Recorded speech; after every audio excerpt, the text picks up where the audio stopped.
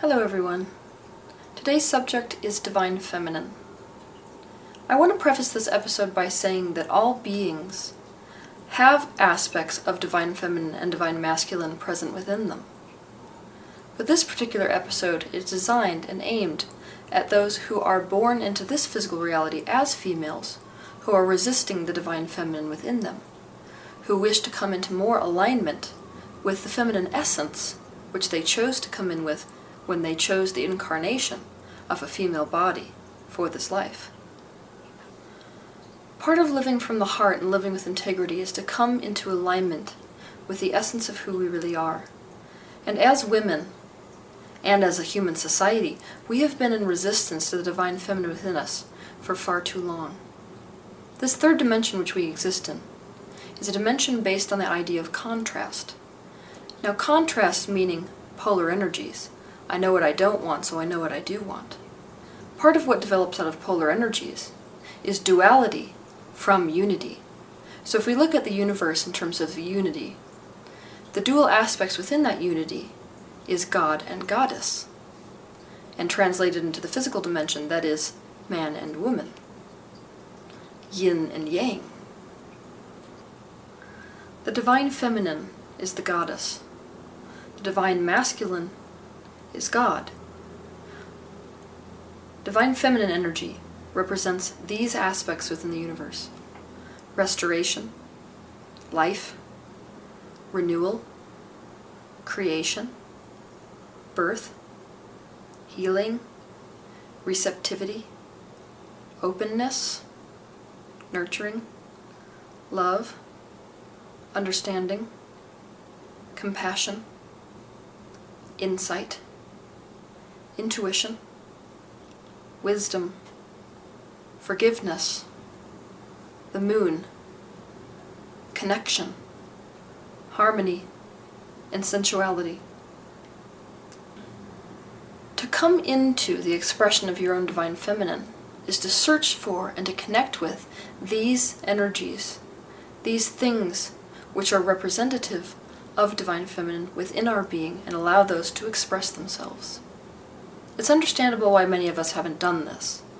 In our modern day society, it's extremely hard to cultivate open receptivity when you're competing in the workplace, like so many of us are doing as women. But our health as women is dependent on us allowing ourselves to come into contact with these things which we have suppressed, these aspects of Divine Feminine, and allowing those aspects of our true selves to express themselves. Our womanhood is unique, meaning that each woman is a unique expression of Divine Feminine.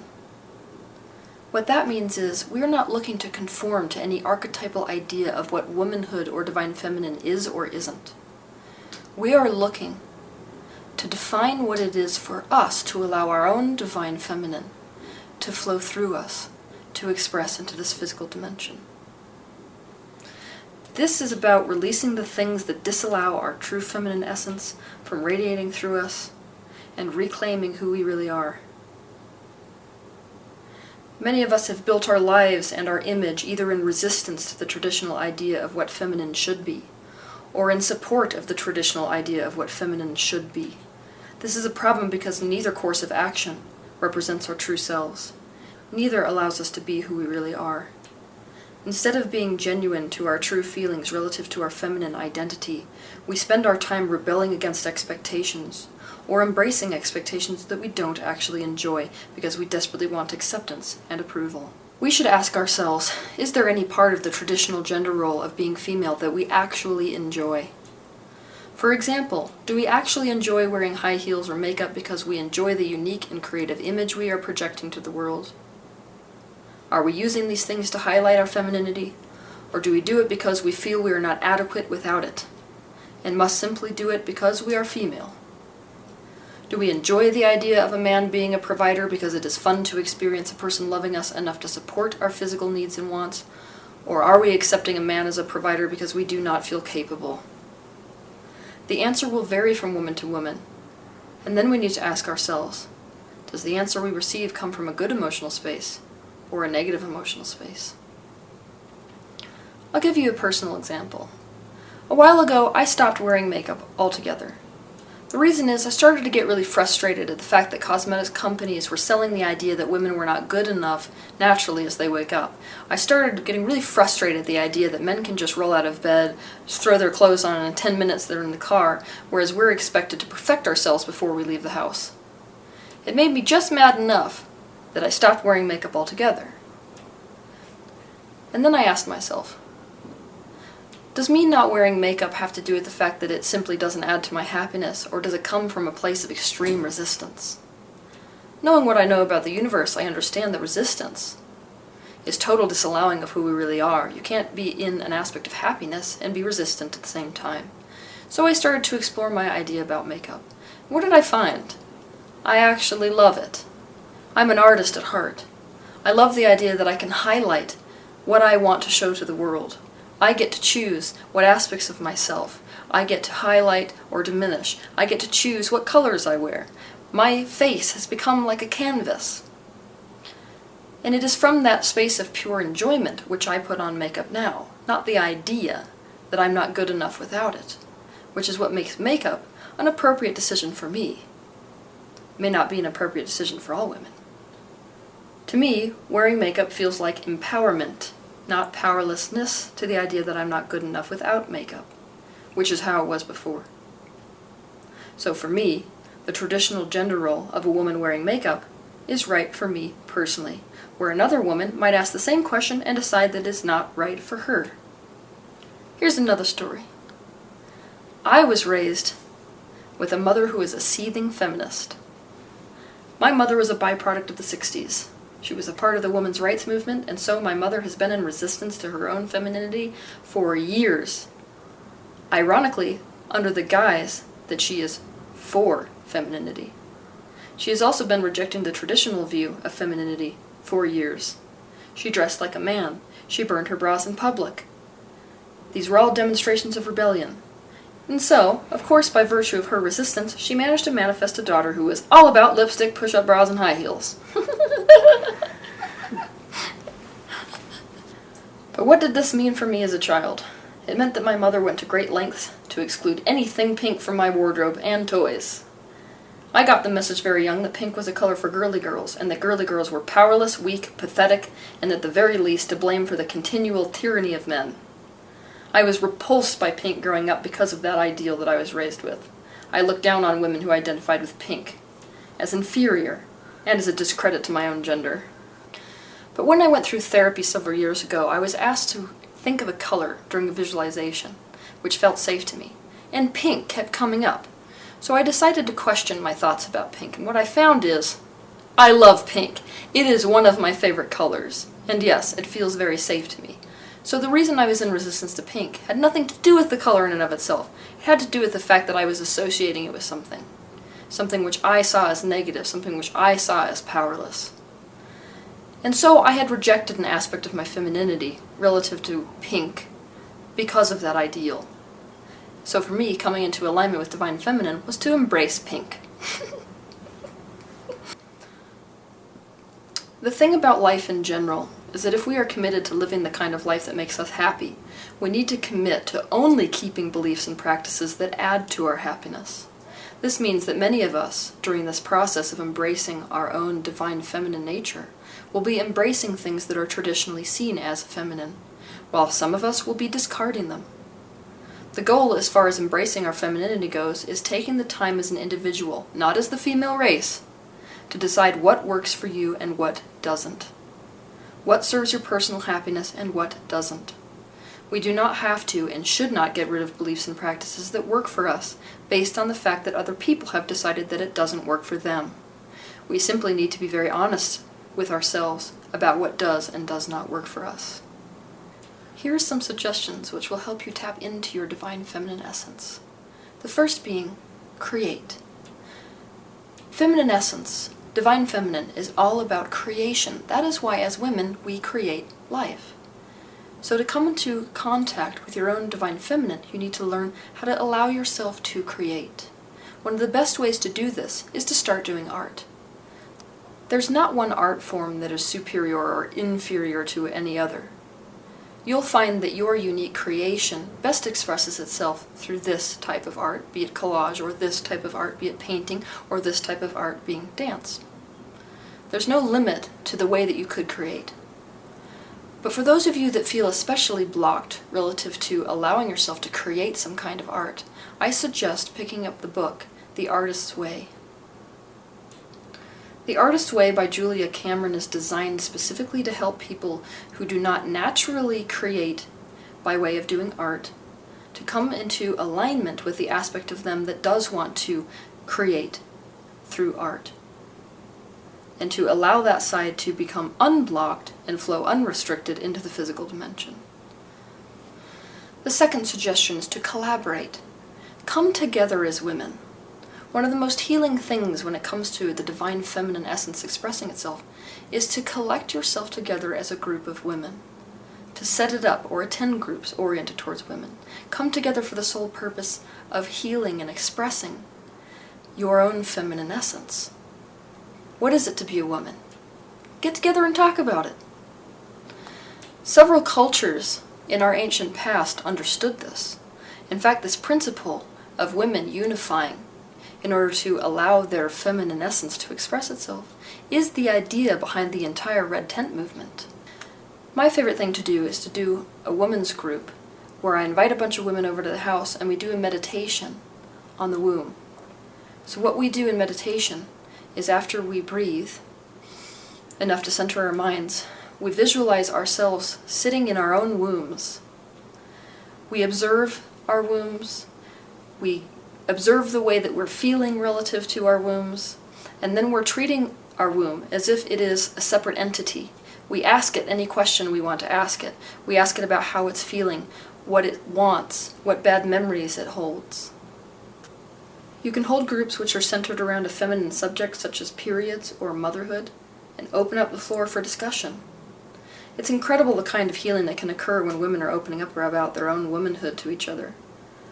There's no right or wrong way to do this, and you can trust that when you gather women in a room, the energy will always go in the direction of healing.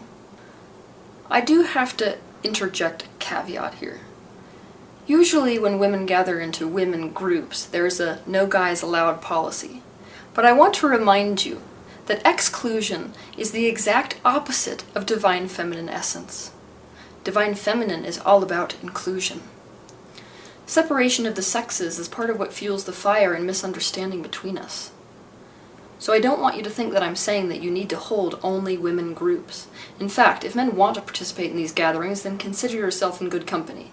This means the men in your life are not threatened by the divine feminine, and so it will be that much easier for you to express yours around them. I am simply suggesting that you gather together as a group of women because of the fact that it can be so healing to the divine feminine, and other women can help you to come into alignment with your divine feminine. It also seems quite difficult for many women to express their divine femininity with a man in the room.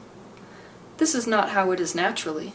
This is simply the byproduct of women being taught to suppress their femininity. It is a byproduct of embarrassment and shame that we do not feel as if we can open up with ourselves as women when a man is present. But having an open-minded, curious man present, or several present at these gatherings, can actually help us as women to learn that we can unleash the divine feminine around men. Think of it as rehab. Besides, we are always complaining that men do not understand us, so help them out, open up, and maybe they will. Explore your sensuality. Divine feminine is known as beauty incarnate, and so it is time to celebrate beauty in your life. Do your surroundings reflect sensuality? Are they aesthetically pleasing to you? If not, it's time to redecorate. Surround yourself in aesthetically pleasing things. Allow yourself to enjoy sensual pleasures, whether it's a warm bubble bath or fragrances you like. Surround yourself in color. And it is time to begin exploring your own sexuality. Our bodies should never be off-limit to us. It is incredibly important that we explore our bodies, that we learn how to sexually pleasure ourselves as women. If we don't do this, we're never going to be able to find sexual pleasure with a partner. So for those of you that feel cut off from this side of your life, I suggest a book called Getting Off by Jamie Waxman. There's a double benefit to this aspect of sensuality.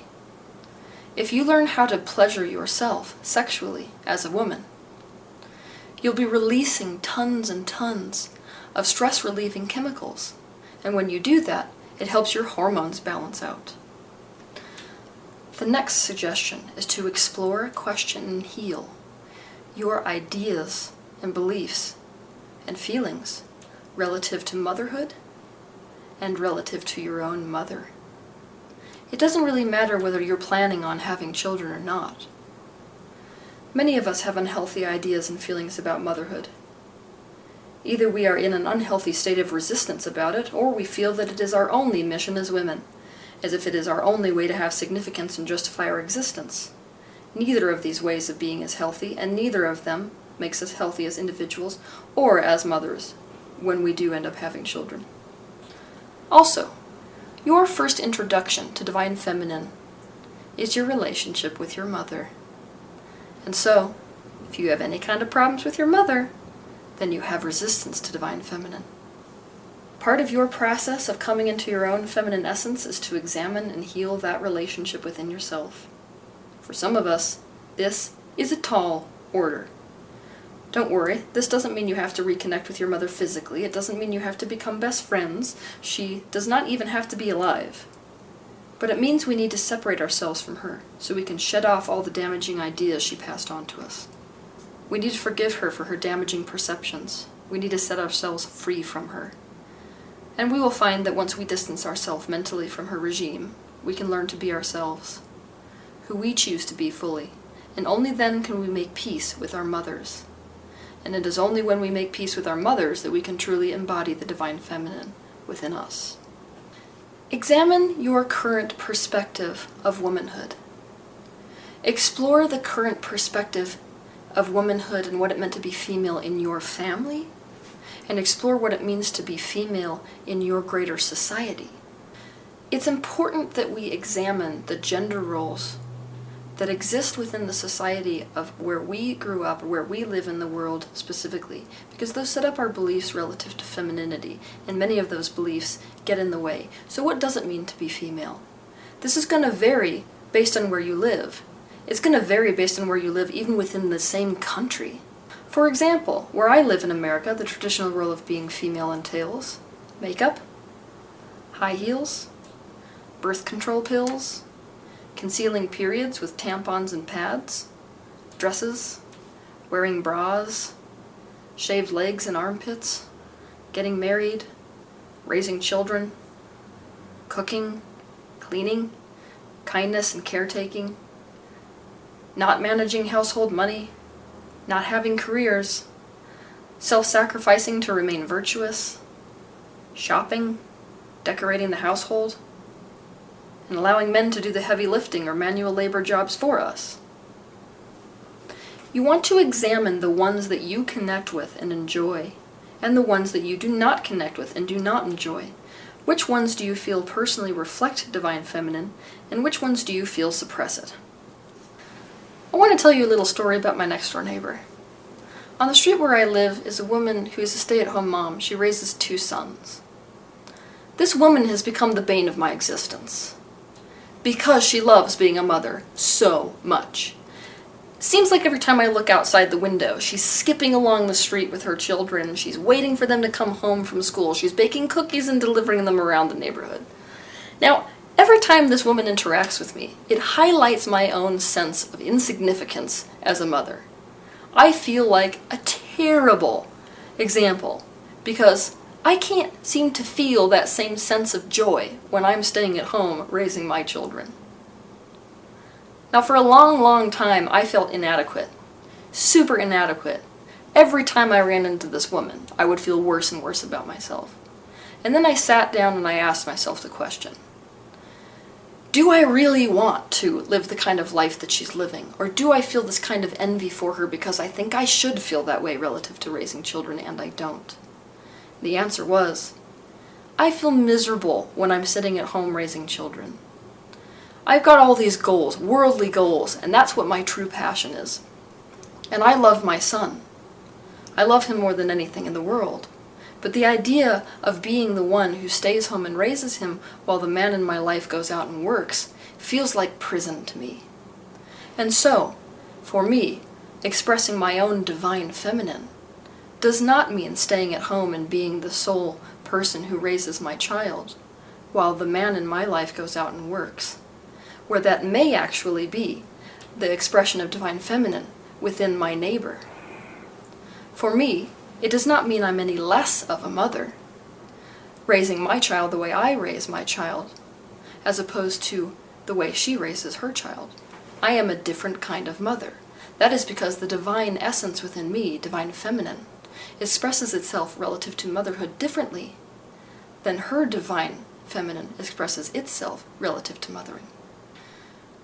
So, staying home to raise children feels like prison to me, whereas, much to the dismay of the podiatrists in this nation, I love wearing high heels. To me, it makes me feel elegant. It highlights the divine feminine within me quite nicely. And so, I wear high heels. Speaking of which, you will find relative to divine feminine that there are some aspects of divine feminine which you are perfectly in alignment with, while others you are very out of alignment with. For example, I am perfectly in alignment with sensuality relative to divine feminine. That is an aspect of my life which I have healed and I have come totally into alignment with, which is why so many of you feel the intense sexual energy behind these videos, behind my presence in general. Whereas I am not healed relative to the divine feminine when it comes to motherhood. So for me, learning how to allow the divine feminine within me to express itself means coming into an aspect of healing relative to motherhood. 6. Get in touch with your intuition. This means listen to your emotions. A woman who is run by logic is a woman who is profoundly out of touch with her own divine feminine. Womanhood is a receptive state of being. Receptivity means we do not build walls around ourselves. Instead, we are in a state of profound openness, and part of what comes with that openness is receptivity to that which is beyond the physical dimension. Part of what comes with that openness is receptivity to other people. So the question to ask yourself is, do I shut people out? If you find that you shut people out, if you build walls against them, if you withdraw, if you escape, you are not expressing your own divine feminine. 7. Cultivate openness, love, compassion, and gentleness towards the world and towards yourself. I want to reiterate that this does not just apply to others, but it also applies to yourself. In our modern society, we push ourselves so hard every day, there seems to be no room for these qualities within ourselves. But we are developing breast cancer because of it. We are dying because of it. Our delicate biochemistry cannot keep up with what we are doing to it. Spiritual practice will always help you get in touch with these divine feminine qualities. If you are watching this video, you have already begun the process. So I want you to choose 3 changes that you can make on a weekly basis to allow these traits, these qualities, to express themselves in your life. For example, you could commit once a week to calling a friend for the pure intention of listening, really listening to them, not with a judgmental mind, but just for the sake of finding compassion and pure understanding for them. Or you could write affirmations on papers and carry them with you in your purse and hand them out to random people, or place them on random car windshields, so when the driver gets back, they can see this note on their windshield and receive some sort of affirmation from the universe. That's a perfect expression of divine feminine energy. Or you could commit to doing one kind thing for you each day, one thing for yourself. For example, go get yourself a pedicure. Buy yourself that thing you've always wanted. Let yourself go to sleep instead of finishing that project. It's important that you know that you can trust yourself to know what is right for you to do. You can trust that you know what you need to do in your life in order to allow the divine feminine to express itself. It's been trying to all along. It's been knocking at the door, and so you know it's there. 8. Do meditations that are aimed specifically at connecting to the divine feminine. There is no right or wrong way to do this. You can invent your own if you like. But hundreds of these meditations can be found online. Guided meditations are extremely effective, and a lot of people have great ideas about how to go about connecting with your divine feminine essence. If you type divine feminine meditation into YouTube, You'll be bombarded with all kinds of meditations to try, so my suggestion is to do any of them and all of them. The worst that can happen is you find one that works. Examine your resistance relative to every aspect of being female on any level, such as the spiritual, mental, physical, or societal level. Resistance is a word we use to describe the energy behind negative emotion. Do you have resistance, therefore negative emotion, relative to your periods? Do you have resistance to natural birth? Do you have resistance relative to being a wife? Do you have resistance relative to your own breasts? Do you have resistance relative to wearing dresses? Do you have resistance to wearing or not wearing makeup? Do you have resistance towards being open with others? If you have resistance in any area of your life relative to any aspect of reality that you identify as female, then you have something in the way of divine feminine within you. Try to find your core beliefs relative to the resistance you feel, and then release those core beliefs. Nothing helps divine feminine shine through better than releasing our resistance relative to the things that you associate with femininity. For example, you do not need to wear dresses in order to express the divine feminine within you, but if you have resistance to dresses, you are suppressing the divine feminine within you. We need to be willing to heal our negative emotions relative to anything that we identify as female in order to set the female within us free. Divine feminine does not need to be cultivated or created. It is the essence of who you are in this life if you have come in as physically female. There are some exceptions to this rule. But for most of us, we have come in with the express intention of embodying divine feminine.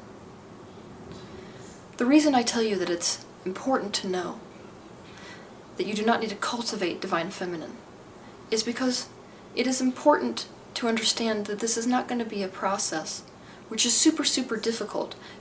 It's not like you have to come in and clear everything that's in the way of divine feminine and then work towards becoming a woman. This is how it goes. Divine feminine, being the essence of who you are, is always there, ever present, like a light behind a window. The same as worth is like a light behind a window. All you need to do is to start wiping the filament out from in front of that light so the light can shine through. All we need to do is to clear the thoughts and actions which are preventing that divine feminine from showing, for the divine feminine to show through. The only thing that's preventing our divine feminine from coming through the physical dimension through our thoughts, words, and actions are the thoughts, words, and actions that we use which get in the way of it. In other words, if we begin to release the things which are obscuring the essence of who we are in our aspect of divine feminine, our divine feminine will shine through. The icing on the cake of this process of coming into divine feminine can be highlighted, I think, by reading a book which I've actually been reading this last month. It's called The Woman Code by Elisa Vitti. Here's the book for any of you that want to get it. It's an incredible book. I'm quite impressed with it. Even though I don't agree with every single aspect of this book, most of it has blown my mind. I was not aware of how much I was even in resistance to relative to my own femininity. In fact, I believed for a lot of years, like I said in the last video, that there are just some things that come along with being female which are our cross to bear. This book really changed my mind about that. And that's pretty impressive when any kind of book changes my mind. So I'd suggest that any of you who are women read this book. It'll help you in this complicated modern society to come into alignment with what it is to be a woman. It'll help you become more healthy. And it's super important to understand, and I can tell you this just as a medical intuitive, that so much of the reason that we as women suffer here is because our very delicate biochemistry, our hormones, are way out of balance. Most women I know have hormonal imbalance problems. It's a pervasive issue. And this book really helps you to understand how to live your life, how to structure it, so that your hormones will remain in balance, instead of masking symptoms. Let's face it, it's exhausting suppressing the essence of who we are in this life. And so, I, for one, think that it's time to stop suppressing it and to start expressing the divine feminine within us. I, for one, am ready for it. Have a good week.